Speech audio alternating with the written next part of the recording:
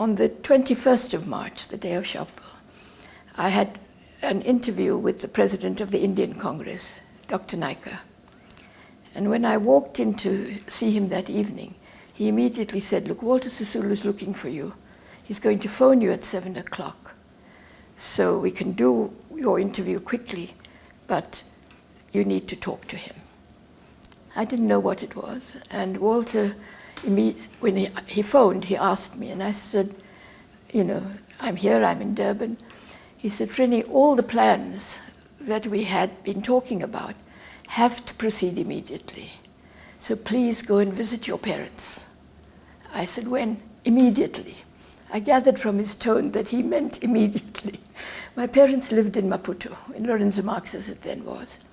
So the next morning, I went to the airport, bought a ticket to Lorenzo Marx, and flew out of South Africa. That's how I went into exile. And I had no idea what I was going to do, except now I had some assurances from Tanganyika. So I knew if I could get Oliver Tambo to Tanganyika. By now, there were all sorts of stories about where he was, what he was doing. Dr. Dadu, Yusuf Dadu, a former president of the Indian Congress, had joined him.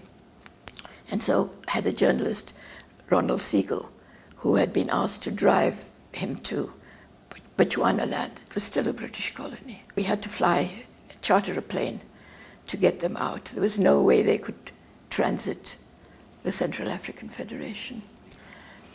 And Christian Action agreed that they would fund the plane, if I could find one, to take them there. So I found a company that flew regularly. But before I could do much, because the news leaked, they closed down Francistown Airport. You see? So in a sense, everything was being done on a day-to-day basis. There was no plan, no scheme beforehand, because things were just happening. But anyway, we found a plane, and I asked them if they would fly to Dar es Salaam. No way without refueling. So one had to take a chance. I took a chance that Britain could not afford a problem in Malawi, or Nyasaland as it was. They had already put Dr. Banda, who was the president of the Nyasaland African Congress, in prison. And they were in trouble in Britain over that, about his imprisonment. So I suggested that this pilot refueled in Blantyre. He said, yes, that was possible.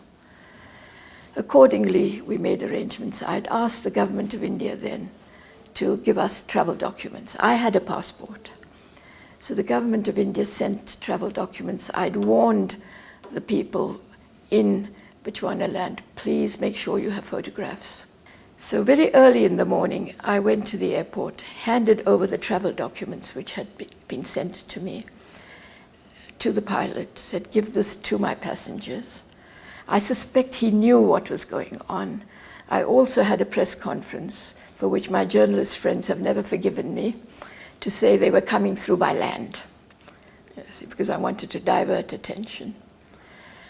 And having handed over to him, I went to the main airport and flew out on a commercial flight of Bechuanaland, out of Salisbury, where I was. When I got to Blantyre, where I had to hand over documents to the lawyers because we had legal opinions saying these people should not be sent back to South Africa because the law said from whence they came, and that they should fight if there was a problem, that these people should be sent back to Bechuanaland. Now this had obviously worked because the next morning, and I went to Dar es Salaam, Dr. Julius Nyerere was contacted, and he went and saw the governor, the British governor, informed him that South African leaders were arriving, and he wanted to be assurance that they would be afforded hospitality in Tanganyika. And the message came back to me through the contact that yes, that's fine.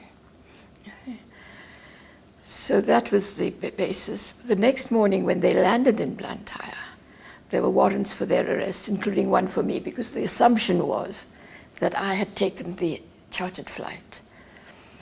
But they forgot that Nyasaland was a different jurisdiction. but the lawyers were aware. The warrants could not be executed in Blantyre, in Nyasaland. So they were going to have to go back and get a warrant for Nyasaland.